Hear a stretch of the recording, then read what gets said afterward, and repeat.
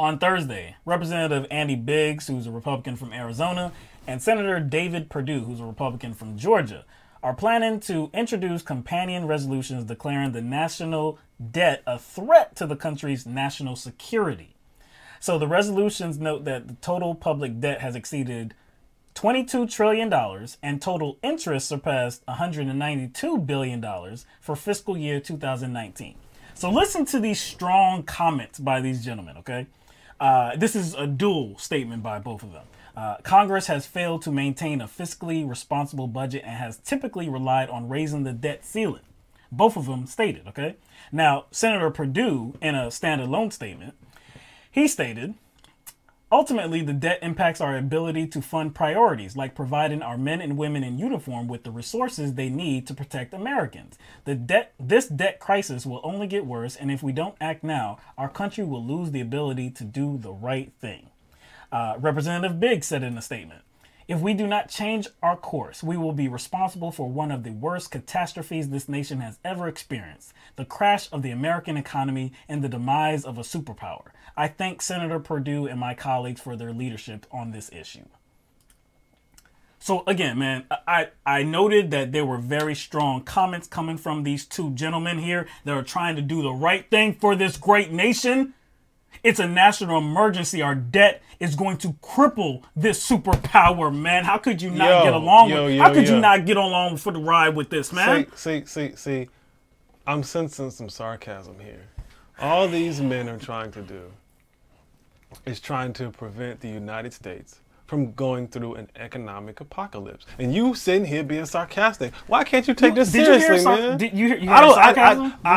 I'm really, I don't regard your sarcasm as something that I can get up with, man, because this is a serious issue. I can't get up with this sarcasm guys. Because these are two stand-up guys, and they're trying to present a serious issue for the American people to actually take seriously, and you over here being sarcastic, man. What is up with that, man? Okay. You know what I'm saying? Cause I'll let the cat out of the bag, man.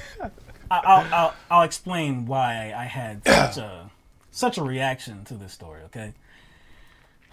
So again, these Republicans, this senator and this congressman, like you said, they don't want what'd you say? An economic apocalypse. An economic apocalypse. They want this. They don't want a superpower to just tumble down. Yeah, okay. So tumble down the hill. So we want to stay relevant. We want to do something about this debt that is, I guess it's on track to just make this nation go tumbling down. All right, we got to do something about it, right? So we've talked about one issue many times on this show. On this program, we have talked about one issue many, many times. And that issue would be the Tax Cuts and Jobs Act, which was passed in late 2017. Okay? So that tax scam, as we refer to it as, at the time that it was passed, there were many there was a lot of analysis about it. And I believe at the time, it was estimated that just over $1 trillion was going to be added to the debt, to the national debt over the course of 10 years. Now, some months later, the Congressional Budget Office kind of amended that expectation. Oh, they amended it and said it wasn't going to be that severe, right? Is that's where no. That's what you were no. And instead of the instead of the 1 to 1 excuse me, instead of the 1 to 1.1 trillion dollars. You can tell we ain't got no money. We can't even say trillion. You can tell we ain't got no money. You can't even say it. It's not your body won't even. It's not in the vocabulary. Won't even let you say it. So instead of the 1 to 1.1 trillion dollars that it would add to the national debt, instead of that, it was going to be about $2 trillion added to the national debt. $2 trillion, right? So then, in reading this story, I got to thinking, I'm like, well, certainly these stand-up guys didn't vote for that abomination because they're all interested. They're all about this national debt and how it's going to really hamper our economy. Certainly they didn't vote for it. Certainly they didn't vote for it. They couldn't have. They're stand-up guys. Sounds like you're building up to something.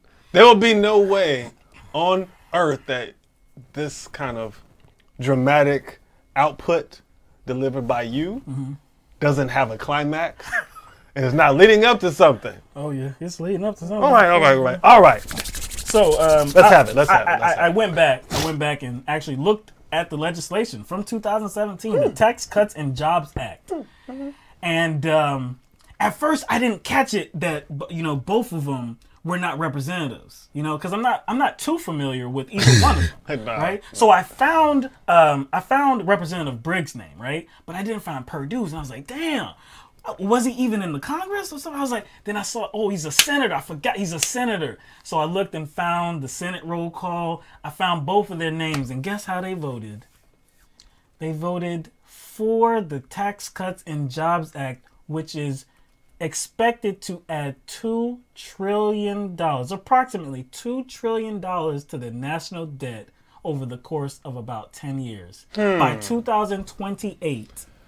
It's expected to add about $2 trillion. And going forward from that point, because we understand that the interest and the tax cuts for the wealthy and big business, those are permanent.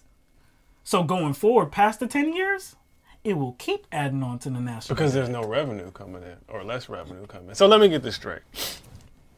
These two chaps voted in favor of the Tax Cut and Jobs Act. The scam. Yep. But they are pearl clutching over the debt. So they voted for this legislation that would cause the debt to rise. Yes, significantly too. $2 trillion is significant. So does this mean that they are a threat to national security? And they are the national emergency if they voted for this bill that increased the debt that they say is so high that they have to declare a national emergency? That's a good question, because you know what? I think I could get behind the idea of declaring a national emergency to protect us from chaps like these. But see, now they understand how bad it is. So I'm pretty sure they're going to offer solutions as to how they'll deal with this national security threat, like the debt. I'm pretty sure they'll offer some solutions, and one of them will be to repeal the Tax Cut and Corporate Handjob Act. I'm pretty sure. Because that was I like that added word. Yeah, what? I like the added word that you used. What? I saw that. What? You added a few.